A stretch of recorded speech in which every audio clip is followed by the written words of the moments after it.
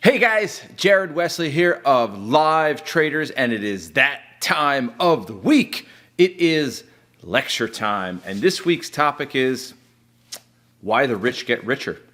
Why do rich people keep getting richer and average people keep going the other direction, or poor people keep going in the other direction? Oh, they're just lucky. Oh, it's just inherited. Oh, it's just family money. Oh, it's this. Oh, it's that. No, it's not.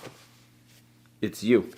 Okay, I know that's a tough pill to swallow for many of you, all right? And I'm not saying that some people out there don't have difficult situations. I get all of those things. I really, really do, okay? But the truth of the matter is the average person does the opposite of what they should be doing to make money, okay?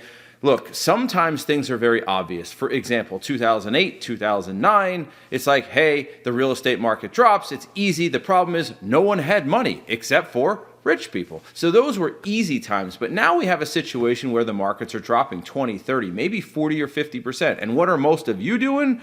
Running for the hills. Oh, the heck with the stock market. Screw the stock market. This and that. You're doing the exact opposite of what you should be doing.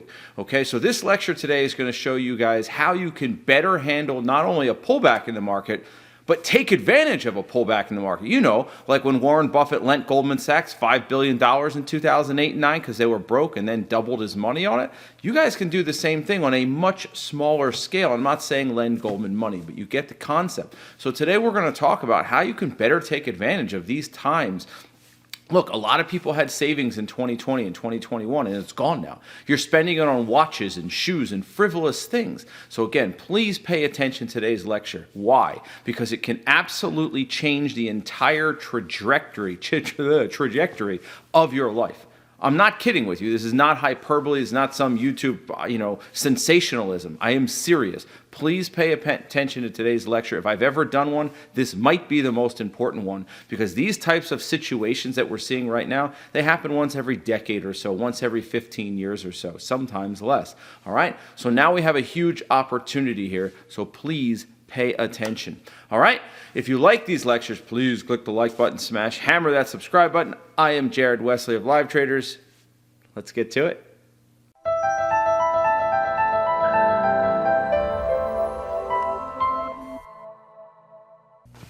This week's lecture topic is be a better trader. What does that even mean, be a better trader? Duh, Jared. Every week I try to be a better trader. Every day I try to be a better trader. Duh, I showed up today. So what? So what?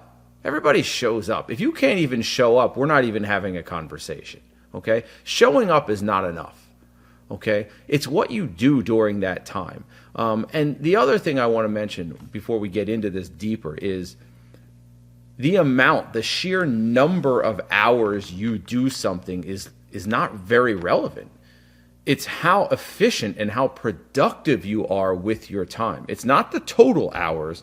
It's the productivity of the hours, the efficiency of them. You can get more done in 2 hours than a lot of people get done in 6. We've all had those days, right? Where you look around and you're like, oh my gosh, it's 5 o'clock. What have I done today? You're like, man, I've been here 8, 10, 12 hours, but what have I actually done today? And then there's other days where you look back and you're like, damn, I got all of that done today? That's impressive. So be a better trader. We're going to spend pretty much 80% of the lecture looking at charts, because we're going to break down some charts and look at some things. But we will talk a little bit about what you need to do to be a better trader. And sometimes it's not just about trading. This is a topic we've focused on a lot, but I want to kind of combine them because I think there's maybe some things you guys are missing, maybe some shortcuts you're trying to take. You're trying to do things differently because you think you're differently, or you tell the world, well, I don't have that kind of time. The world doesn't care. The market doesn't care. All right, it's going to happen when it happens. And the harder you work at it, likely the faster it will happen. Okay, so before we get into be a better trader, we first must talk about when will the insanity stop. All right, this week's is not really that bad, honestly. It's more of the mental approach this person has taken or is taking. All right, losing a fortune advice request. Looking for advice from the big boys. Ooh, because they're geniuses.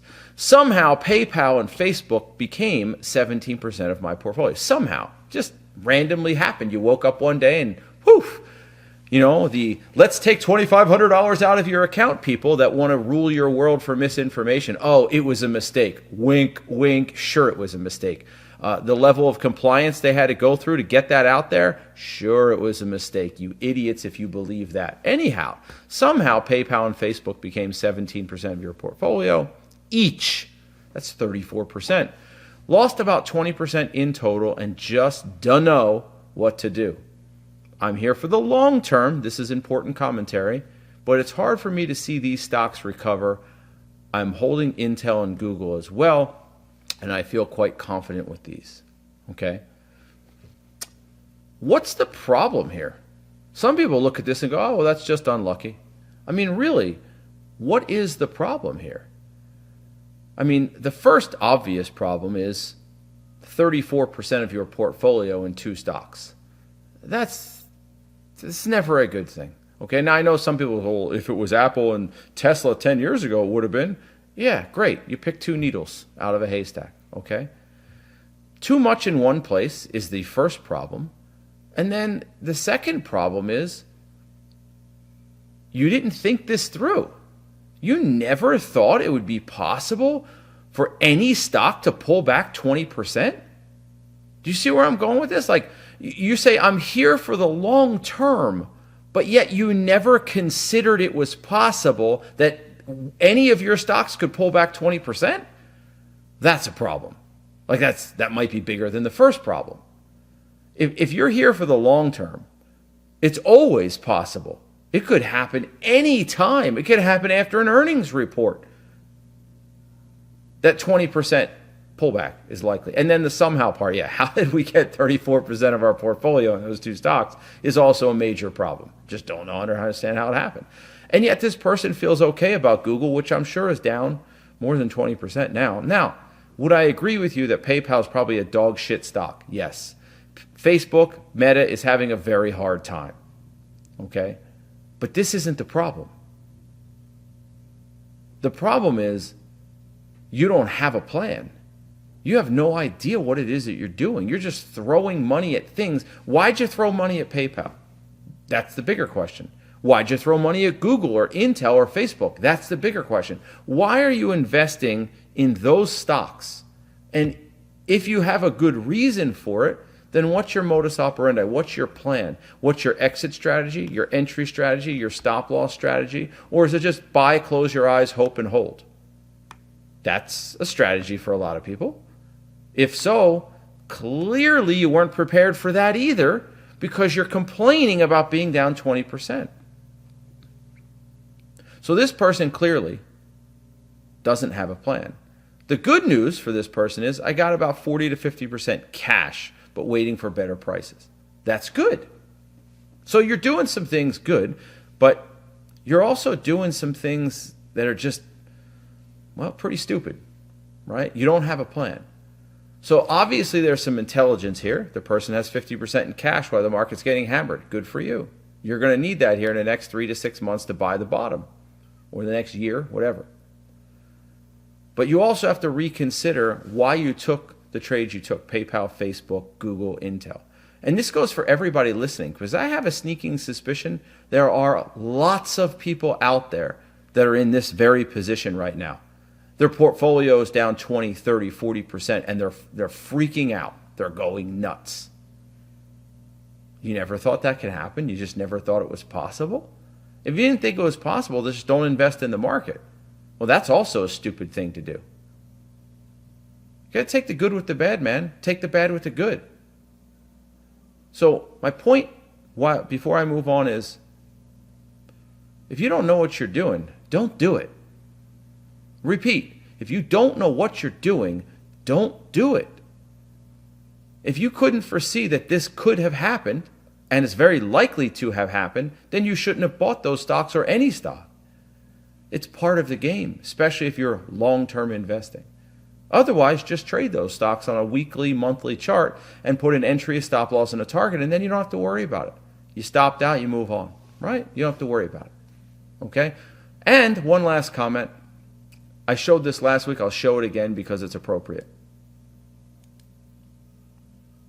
The Dow was at 64 in 1921. It peaked at 36,799 101 years later. Now, I'm not saying this person's going to live to 101 or 131 or however old they are. But there's a pretty damn good chance that Google, Intel, Meta will probably come back. PayPal, I hesitate to say because, well, it may not. But it's not the point. If you're truly in it for the long run, just buy a total market fund because it always goes up. Not smoothly. Give it enough time, it always goes up. Okay? All right, let's get to the good stuff. All right, the meat and potatoes.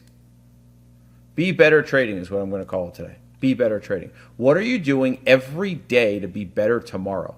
What are you doing today to be better? Are you reviewing your charts?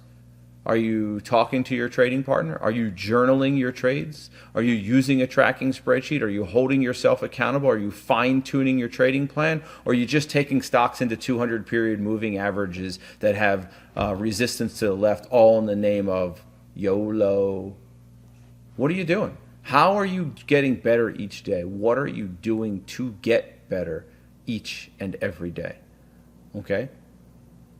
It's a serious question. What are you doing specifically, right? This has to be an approach that's specific, right? It has to be deliberate.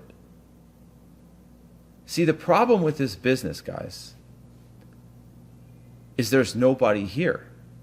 And that's the best part about it. See, as is the case with many things in life, the best and worst part of what they are the same thing. Does that make sense? The best, worst part about America, it's the most diverse nation on the planet. It's the best thing that's happened in this country. It's the worst thing that's happened in this country. It's the best, worst thing. Guess what? Having no boss is the best, worst part about trading. It's the best, worst part. It's the best part because you have no boss. It's the worst part because you have no boss.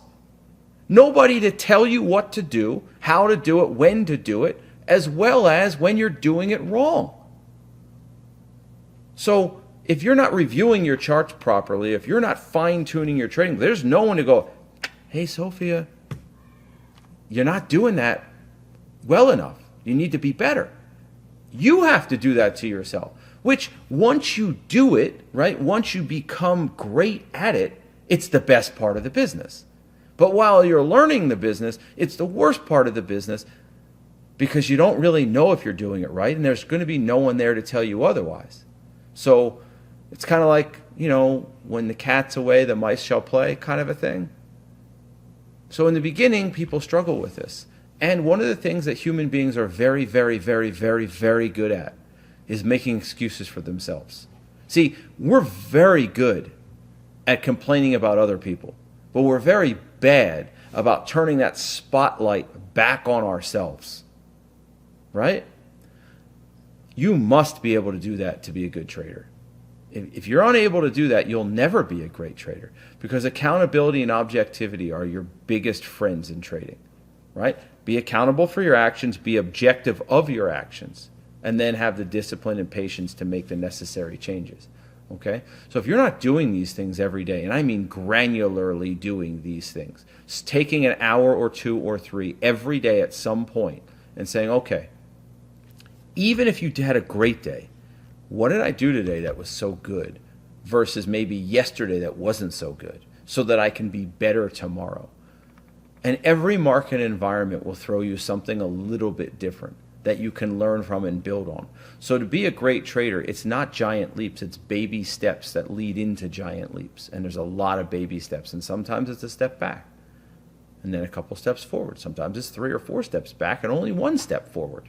It really is. I mean, guys, we've all had frustrating days, weeks, and months in trading. And you will have them again. We all will. What are you doing to be better? So I wanted to go over some charts and go over some things to show you guys what good and bad trading looks like. And then you can ask yourself, why you do these things? Why do we do what we do? So how are you getting better each day? All right. So this is Walmart weekly chart. SPY weekly chart. Is Walmart the best short we can find here? Now, There's a method to my madness, okay? This isn't just some random weekly chart. There's a reason it's Walmart, okay? This is from yesterday, all right? I literally took this chart yesterday, and I believe Walmart's having another green day again today, I believe, okay? If we take a look at the SPY is on the precipice of breaking another low, which it just did, and the next stop for the SPY is precarious. It's down here in the, 320 range. I'm just eyeballing it up, okay? We're at 357. The SPY's got at least 10 more percent to go before it hits this double bottom. The SPY, if you were to draw a trend line, is holding the down trend line, okay? It just broke another pivot low. Take a look. Pivot low broken, pivot low broken, pivot low broken, pivot low broken. That's 4 pivot lows broken. Okay, this pivot was broken as well, and this pivot was broken as well. So you could basically say every pivot over the last 6, 9, 12 months has been broken on the SPY. Now, I know we don't go outside of the charts very often, but in this case, we will just for a second. Is there anything out there that you're hearing and listening that should give you great deal of confidence to say the market's going to bounce tomorrow, next month, or next quarter? Not really. Inflation is still rampant, and the Fed's trying to get it under control. The market, every bounce has been sold into. Company earnings have been tempered over the last few months or quarters. Okay, housing market is slowing down. People's savings rate is dropping. Okay, there's just not a lot of positivity right now. Now, again, I know we spend most of our time on the charts. I get it. But when you look outside that, there's not a whole lot you can grab onto. You're in the middle of the swimming pool in the deep end, and you're like, shoot, I don't have a life jacket on, and this, the edge of the pool looks really far away. So you sit there and you look around, and you're like, well, Jeep, the market should go lower.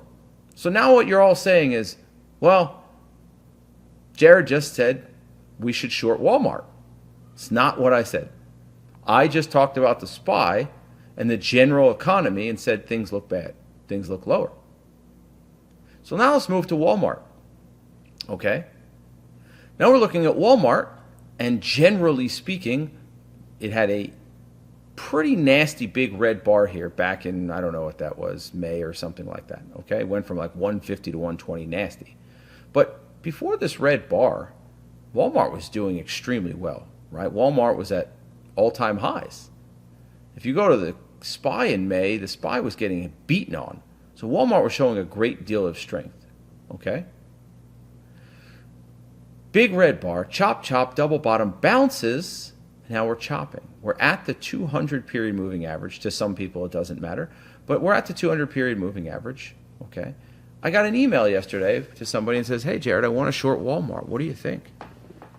My first question was, why? Why do you want to short Walmart? What's the question I always ask you guys when we're looking at a stock that's questionable? Does anybody know the question? Any of you have emailed me. I've said it in the chat room. When you're looking at something that's questionable, I ask one question almost always. Do you guys know what the question is? It's usually the same question, whether we're in the stock room or whether it's through email. Okay? That's after I asked this question, Jordan. But it's part of the question. What would Jesus do? That's it. That's it. Chris got it.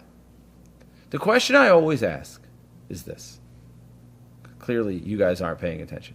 Okay? The question I always ask is this. Thank you, Ferrone. Thank you. Somebody finally got it. Is this the best stock you can find? And there are two answers to this. If yes, then sit on your hands and don't take it. If no, then find the better stock and trade that. If this is the best short you can find in this market, there's a problem. Because there are way better shorts than Walmart. Now, will Walmart likely get drugged down if the SPY rolls over? Yes, probably.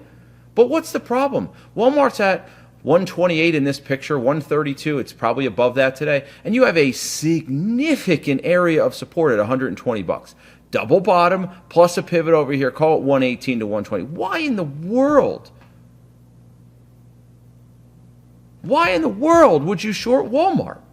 It's got maybe $10 worth of room before you get into a triple bottom. It's showing relative strength to the market, and it's holding the 200 period moving average. Why do you want to short this? I mean, Facebook's getting crushed, Meta's getting crushed, but you want to short Walmart. Is Walmart the best short we can find? It's on the chart. It's right in front of you. And you sit there and you think, Walmart, ladies and gentlemen, generally speaking, is like the dollar store. It's like Philip Morris. People don't stop smoking when the economy goes to crap. Well, people still shop at Walmart and the dollar store when the economy goes to crap. It's probably not a great thing to short, or I'm not saying it won't go lower. It's just probably going to go lower at a slower rate than the market during bad economic times. It's a discount shopping place. That's the first stop you're going to make. You're not shopping at Neiman Marcus. You're not shopping at Whole Foods Market. You're going to Walmart. Why this one? Somebody sent me an email yesterday. Ask yourself this. Guys, this isn't about Walmart or the SPY. It's about your larger trading in general. Be a better trader. Stop trying to short stuff that's generally strong to the market and is probably not a good candidate to short in poor economic times. Pick something better. Pick a luxury item like, I don't know, Louis Vuitton. Maybe that's not even a good example because the rich people still have money, right? So just give that some thought. Be better, okay? Be better. Be better. We're going to continue this. We have like 5 more of these slides. Okay, now, 8-figure trader. Lance Bernstein always says, play the broken slot machine, i.e. the easiest trade. Amen. Take the easy money. Okay? You're right, Chris. Learn to say no. Then go and tell the mirror about it. Okay? All right. Next, read the chart. Read the chart. Read the chart. This is DVN from yesterday. Okay? Now, I put the SPY in here. It is a little small. I wish I could blow it up bigger, but you get the point. SPY is going lower, generally speaking, for the first 45 minutes yesterday. Okay? Yes, fail better. Note, DVN gaps down.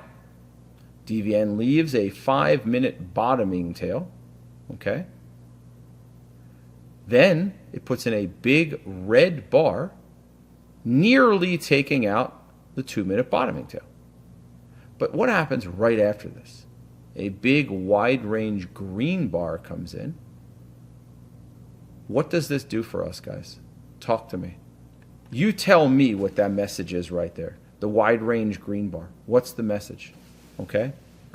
I'm answering PS's question. Isn't there maybe something to say you might want to short Walmart because it is leads extended and might play catch up? You could make that argument, PS. But in this scenario, now you're guessing. It might play catch up. Do you see where I'm going with that comment? It might. Sure. It might.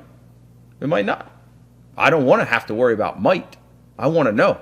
Show me something that has confirmation. Thank you. It's bullish confirmation. We already know that there was some bullishness when DVN gapped down and left a bottoming tail. Right? Buyers stepped up immediately here on the very first bar of the day. And then we thought, okay, well, maybe this is just a fluke and sellers are going to take over with this big red engulfing bar. And then the buyers come back in and say, here, hold my beer. No, it's a confirmation of strength. We already saw the strength in the bottoming tail. And we saw the strength while the market was going lower. So the big green engulfing bar is 1, 2, 3. It's 4 bars in. Well, 4 bars into the market, 1, 2, 3, 4, the SPY had put in a new low with a small green bar. Still looking lower. DVN put in a green bar that tested the high of the day. Then it put in a little bit of a doji bar, showing very good relative strength to the market. Now, because it's so early in the day, only 8 minutes in, give or take, it's still aggressive. So we did take an aggressive trade. There's no question about it. All right. And this moved up, I don't know, 1.5R, 1 point. In fact, it just barely missed our target by like 15 cents. Maybe it's 1.7R. And then it pulled back. So this is the justification for the trade. The bottoming tail reconfirmed with the engulfing bar. That's what gave me the confidence to take this trade, plus the relative strength to the SPY. We're not done. Then DVN comes back down, retests the low. Yeah, puts in a slightly lower low. Bounces, retests the low. So now we have what? It's a triple bottom. Remember, support is an area. It's not an exact penny. So $68 is our area of support. This is the 2-minute. Well, we're starting to get a lot of signs here. This is 10:30. The market's starting to bounce a little bit as well, put in a higher low. This stock has now put in a triple bottom at 68 bucks. Buyers came up here. Buyers stepped up again here. Buyers stepped up again here. So let's move to the 5. What's the message? There's the pink line. Buyers stepped up, buyers stepped up, buyers stepped up, buyers stepped up. The message is buyers are stepping up. So if you get in this thing at 68.50, give or take whatever it was, you put your stop under 68, maybe it's 67.80 or something in that range. The odds that this thing breaks a triple bottom, and it's not just a triple bottom, this is a massive bottoming tail. This is a massive bottoming tail. This bottoming tail here is mediocre, but it did happen after 3 extended bars. Buyers are stepping up, consistently stepping up in the same area over and over again. And they're not having like a peekaboo bounce, they're bouncing. This is a good entry. And I said it to you guys. I missed it yesterday. Right after I saw that bottoming tail, I went, oh shit, I wasn't paying attention. I missed DVN. We took it earlier, made some money. Should have taken it again at 68.60. Give it an 80-cent stop. Risk to reward, mediocre, because we only have room to 70 to 70.50. That's the room. But it did get all the way back up there, right? It ended up going $2, which would have been about, I don't know, what was this going to be, an 80-cent stop? All right, 2.5 to 1. This is reading a chart in real time. Now, I'll go one step further. Some of you might say, you know, I don't want to buy a stock in a downtrend, and I don't want to be the first person in it. You know what? Don't take it. That's fine. I'm not even saying it sarcastically. Don't take it. But recognize the move lower is probably over, right? So you don't have to take it at 68. You might look at it and go, yeah, it's a little too aggressive for my liking, and I'm okay with that. The market was weak even though it did put in a higher low. You know what? I'd rather just focus on something else. That's fine. But recognize 68 is a line in the sand that should not be broken. So if you do take it at 68.60 and put your stop under the low of the day, there's a very, very good chance you're going to be okay on this trade. This, for me, is what I consider a very safe trade. Because it didn't retest once, it retested twice. It already had the first pullback, then 2 retests, and it passed the test with flying colors. And then we don't know if the market's going to bounce, and it did yesterday. It was a little bit lucky. But this was a good area to buy at 68.60, and then it ripped. Read the chart. Read it, okay? Let's do it again. Make trading simpler. Take the obvious and easy trade. This goes back to, I think it was Chris's comment, right? Take the easy money, right? Like, I don't know if this is a good analogy or not. You want to take the trade where the money is laying on the floor and you just have to bend over and pick it up. You don't want to take the trade where you have to look behind the cabinet, look under the desk, look behind the corner, and search for the money. Take the easy money. Take the money that's right in front of you on the floor and bend over and pick it up. Not the money you got to search for. Which book is it in on the bookshelf? I don't know. Which cabinet is it in? Which desk is it under? Which drawer is it? I don't know. Don't take that trade. Now, I've said it to you 100 times. You'll probably decrease your frequency, but you will significantly increase your accuracy. Your batting average will go up. Your win-loss ratio will likely go up as well. And you'll just make more money. So this is an easy trade. This is a stock that's clearly in an uptrend. Clearly in an uptrend. Okay? You're gapping over a little 2-day consolidation. Is this the world's most amazing gap? No, it's a solid gap. It's not a great gap. It's just okay, right? It's just okay. But then you see this beautiful consolidation right at 475, right? Every bar, it's like almost like a ruler breakout. Boom, boom, boom, boom, boom. Before this, though, you get a beautiful bottoming tail shakeout, confirmation of strength. Peekaboos above, consolidates, market opens, you're in at 475, your stop's down at like 470, 473. Guys, the stock went 20 bucks. Went 20 stinking dollars. Okay? You give it a wider stop if you want. Give it a $5 stop, which is really wide. That'd be down here where my cursor is. Give it a $5 stop. Okay? Give it a tighter stop. Give it a wider stop. It's got the room to go. That's a no-brainer trade. The daily looks good. It's been very strong. So if you're going to pick a side on this stock, pick the long side. It's gapping up. There's nothing up above you to your left. It's not overly extended. Okay? It's got a beautiful consolidation right here. You buy it at 475. You put your stop at 472. Rip. Within 5 minutes, you're already up. 2-3 hours. Done. Take the easy money. Let's keep going. Okay? Area to the left is gone. I get this question a lot. Okay? Take a look at what's inside of the pink circle. Okay? Pink circle. What do we have? Congestion, right? A period of congestion. The stock then gaps up and moves deep into resistance to the left, right? So right here, the level and depth of penetration into the resistance to the left is significant.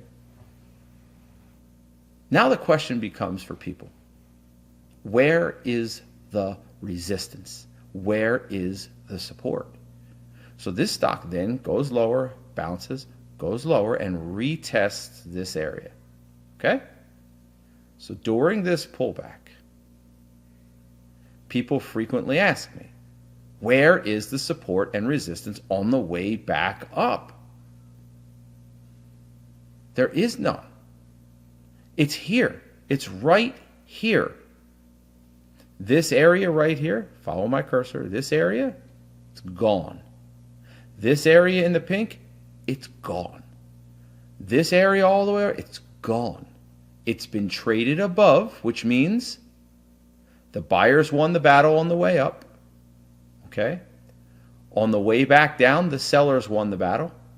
So this area of congestion is now gone. Everything you see right here is gone now. The next area of resistance on the way up, is right here. Right there. So here, you're looking at this double bottom retest. Stock moves up, moves up, moves up. This is the next area of resistance. Sure, you might have a little area here, new resistance area. You can see the arrow, you can see the arrow. This is gone. People ask me about this. Oh, Jared, what about this area? It's gone. It was traded over, buyers won. It was traded below, sellers won. It's gone. It's X'd out. It's crossed out. This drop created void. The void on the way back up does not care about what is in this pink circle oval. It's gone. This is an area of congestion, but the stock traded above this area and then below this area. So on the way back up, the original area to the left is now irrelevant. I get this question a lot. If it trades above and below, the left is gone now. The left is now here. It's now the immediate left. Okay? If we can only get rid of that. Anyway, now on ENVX, what do we have? A stock that moved up from 10 to 26. Bit extended, so it pulls back. Is this the world's greatest gap? Not really, but it's bullish. The stock is a bit extended, but it's bullish. It has room to 25, 26 bucks. So the gap right here is decent. Again, not the world's greatest, but decent. There's definitely strength here. The previous day had a bottoming tail. Okay? All right? What happens? Stock opens, gaps up, but immediately sells off. Immediately sells off. Then what happens? It immediately gets bought back up.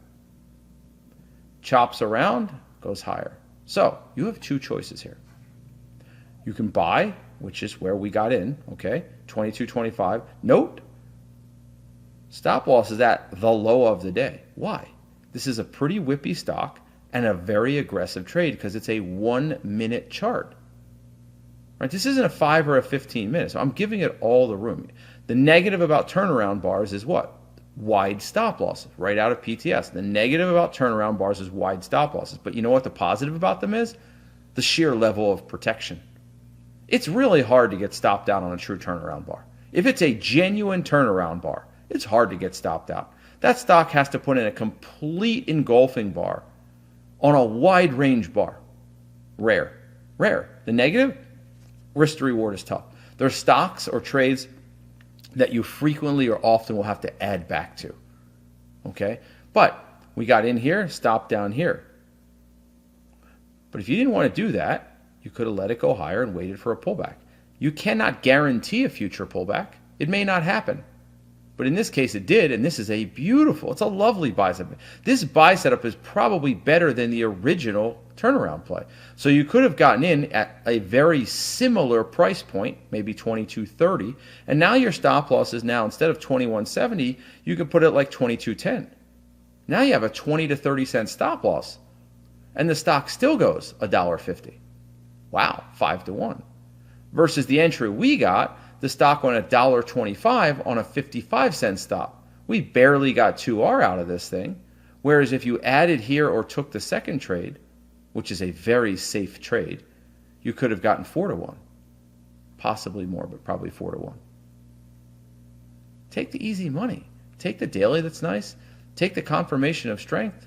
And if that's not enough for you, wait for the pullback. If it doesn't give you the pullback, move on. You don't have to trade. There's no requirement in your plan that says you must take a trade. Guys, take the easy money. What do we have? Stock that gaps down right into some support. Okay? Immediately goes higher, and it actually gives you a bit of a 3-bar play. A 3-bar play that probably would have been stopped out. Right? It gives you a 3-bar play that probably would have been stopped out. Moves up, chops around, chops around, chops around. There's an entry here. You're breaking out over this area. Note, the pink line here is the same pink line that's over here. Right? Pink line here, 64.50-ish. Pink line here, 64.50-ish. Yeah, you got a little bit of a gap fill, possibly. But generally speaking, you have room to about $70. Again, maybe a little concern on the gap fill, possibly. But then you have room to 70. Guys, what's the safest area on the chart to buy a stock? Talk to me. You got to get this right. What's the safest area on the chart to buy a stock? It's right out of PTS also.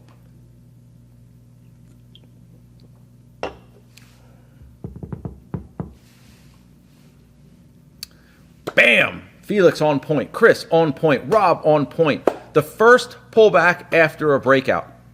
The first pullback after a breakout is the safest area on the chart to buy. Okay? And again, safest area on a non-extended chart. I mean, I don't want to break out at, all-time crazy highs up 10 bars in a row. But in this case, this is great because you're not just breaking out of this little, 5-minute range, 2-minute range. You're breaking out of a 60-minute range. Actually, I think it's a 30-minute chart. Either way, it's a 60 or a 30. The point is, you're also breaking out, okay, of a significant 30 to 60-minute range over here, okay? Pretty much, right, Jordan? But seriously, it's not a 2 to 5-minute breakout over here. It's actually a much larger breakout over here. It's a very significant breakout. You can buy the breakout, nothing wrong with it. What happens? Breaks out, actually goes pretty good. Goes like $1.50. That's awesome, right? It's probably a $2 stop loss, but when $1.50 pulls back, and look at the little bottoming tail. If you didn't get in on the green bar, you damn well better get in on this bottoming tail red bar. Let me repeat this because I need you guys staring at this. All right? In fact, let's do this for a second. Let's do this. Hold on. Give me a second. Hold on.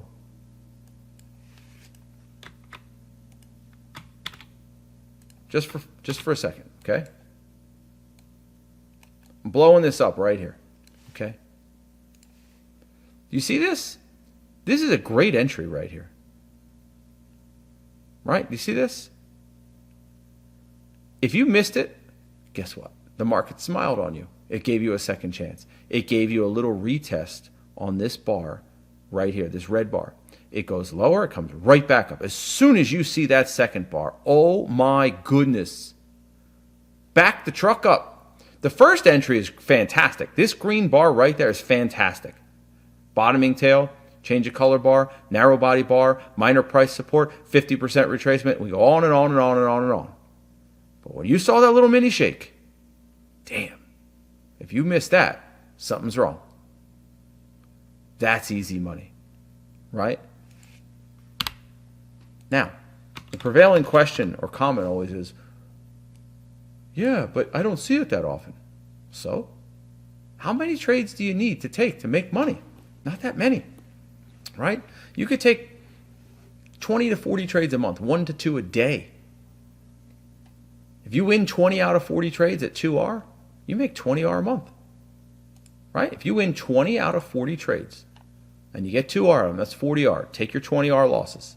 It's 20R a month. You just need to be accurate. You just need to make sure you get your 2R. Take the easy money. Take the easy money. Now, putting it all together. Over here we have 3 different time frames, okay? So, if we go all the way, to the left, I was going to say to the right, to the left, we have what? Daily chart with a wide range bar. Daily chart with a wide range bar. Narrow range resting bar, a bit of a 3-bar play, but not a lot of room. Why? There's a triple top here. Pivot here, pivot here, pivot. $70 is the line in the sand. Know your target areas. Know your chart. Draw your lines. So $70 is the concern. You know what the good news is? We're only at 62 or 63 or whatever it is. We have plenty of space, plenty of room to play. Wide range green bar takes out this pivot. Narrow range red bar with a bottoming tail in the upper 30% in this case is your resting day. And then we just needed to get over this area. Let's just trade it back to 70. Well, guess what happens? In the morning, the stock rips up, right? Rips up, consolidates, right? Red bar, bottoming tail, green bar, bottoming tail, then red bar, then an engulfing bar, confirmation of strength, narrow range resting bar, entry 63.50, your stop loss is down here like, 62.25, okay? Bounces, pulls back, add, right? And this stock ends up going over $66. You're in at 63.50, you make an add, you add almost at the exact same spot the original entry was, but now you can raise your stop loss to like 62.75 instead of 62.25, and now all of a sudden you have a 75-cent stop. And then the stock powers up to 66, which is nearly a $3 move, 4-to-1. It's also a 15-minute 3-bar play. A little bit above the original entry. Bounces, pulls back, and goes. Right? I don't know why I don't have an arrow here. Let's change that, Jared. That's better. This is how you make money as a trader, right? Don't you go to break even and it gets you? Maybe. Depends how big your stop loss is, right? Maybe. And then even if it gets you, Mattis, what do you get to do? Come back to me. Talk to me. What do you get to do? Mattis, talk to me. What do you get to do? No. Oh, man, you're digging a hole, my man. Instead of using the word add, you use the word entry here. Don't use the word add because you're out at break even, no harm, no foul. Just get in and guess what? It's the same as the first trade. It's the same as the first trade because you're adding at the same area, but you're raising your stop. So you're just going to enter at 63.50 and you're going to have your stop up here at 62.75. So whether you get out at break even or not, you still get the opportunity to take the second trade. No harm, no foul. Still make just as much as the person who didn't stop out on the first trade. You make just as much as them, right? Guys, put the concepts together. Start with that higher time frame. Drill down to the lower time frame. Take the easy money. Stop tilting your head and going, I'm kind of bored today. You know, the market looks really weak, but this long idea is kind of decent. I think I'll do that. Stop. Look at Unmal, how efficient he's been lately. He knows he has an edge on the Qs in Tesla right now. He knows it. So what's he trading? Let's see. Hold on. Let's go. Let's take a look. Bought Tesla, took profits on Tesla. Bought Tesla, took profits on Tesla. Bought the Qs, took profits on the Qs. Bought the Qs again, added to the Qs. Oh my gosh, 2 trades on Tesla, 2 trades on the Qs. He's maximizing his advantage right now. He knows his edge right now is in the Qs and Tesla. He's trading them very well recently. So what's he doing? He's continuing to trade them. He's not trying to fix what's not broken. He's not trying to reinvent the wheel. He's like, hey, the wheel's rolling. I'm going to roll with it.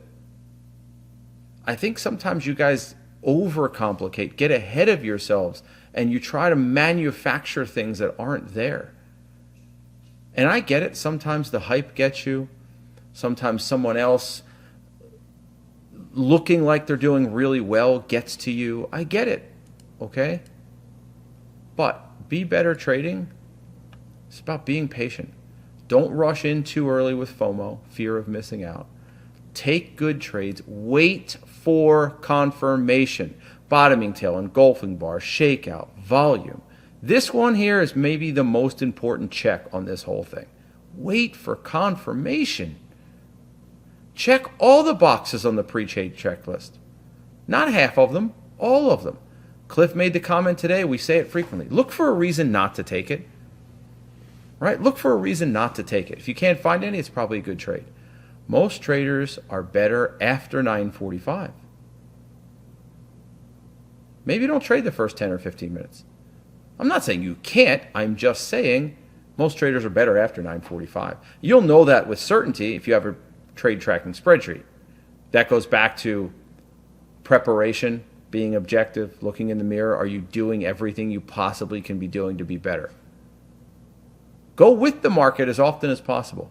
Stage 4 downtrend, which is what the market's in now, lean short. If you have 2 stocks you're looking at, one's long, one's short, lean short.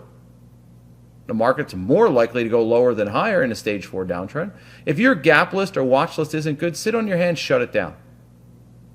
Don't come in and try to manufacture a trade.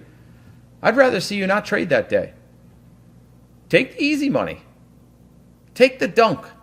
Don't take the 18-foot jump shot while you're guarded. Just take the dunk. If it's not available, don't take the shot. Pass it off. Right? No shot's better than a bad shot. The goal is to make money. It's not to trade. Think about that one deeply. Your goal is to make money. You don't have to trade. Sometimes not trading, right? Missed money is better than lost money. You've heard this before. Use common sense. Don't make things harder on yourself. The outside world has a way of doing this to us, right? The outside world has a way of making things harder on us because we internalize what people are saying to us. We internalize our financial position. We internalize everything. And then we put more stress and pressure on ourselves, and then we're not as good. We're not as efficient because we're trading under stress, under duress. You're not thinking as clearly. The purpose is gone, right? You're doing it for the wrong reason. I'm going to prove that person wrong. Do it for the freedom and the flexibility that it provides, not because you want to tell your uncle or your cousin, hey, F you, see, I told you so. That may motivate some people. I think it's a poor motivator, personally. I think the freedom is worth way more than telling somebody I told you so. That lasts for a very short period of time. The freedom lasts forever. Right? It's like that saying, right? The moment of victory is far too short to live for that and that alone. It's true. Got to have a different purpose. Okay? You don't have to trade. You don't. You don't. Some people might trade 2 days a week. But if they're efficient, those 8 trading days a month might be enough to give them the 10 or 20 hours they're looking for. Sometimes it's a super wonderful, incredible trading environment and you should trade and take 7 trades. And other times you should take none. Think about those things. Are you waiting for confirmation? Are you checking all the boxes? Do you have FOMO? Are you YOLOing it? What do you do when you wake up and go, man, my list isn't very good today? What do you do? Do you sit there and go, oh, I'll find something eventually? Or do you shut it down or take a walk or maybe stay and sit on your hands? Or you jones into trade? I remember when I first started trading, I hated weekends, man. True story. I hated Saturdays and Sundays. The market was closed. Then I got to a point where I just couldn't wait for Saturday and Sunday. I'm like, it's just trading. It's just another thing. It's just another job. I love it and respect it, but it wasn't important enough to me to give up my weekend over it. But when I first started, that first year, man, oh my gosh, I hated the weekends. Just wanted to trade. You don't ever want to feel that way, right? So I hope that you guys will be better traders after this. I mean that. While this lecture might feel very simple, and it was, there's a lot of truth and important information in there. You look at those charts and you ask yourself, if A is the easy money, why would I take B? I don't know. Why would you? Well, I wouldn't. Well, then don't. Duh. I mean, this is like kindergarten level logic. Hey, if I steal that cookie, I'm going to get punished. Why would I steal the cookie? I'm hungry. Well, is that good enough? The need to be right. I want to trade. Okay. Well, if you're going to do the crime, you have to do the time.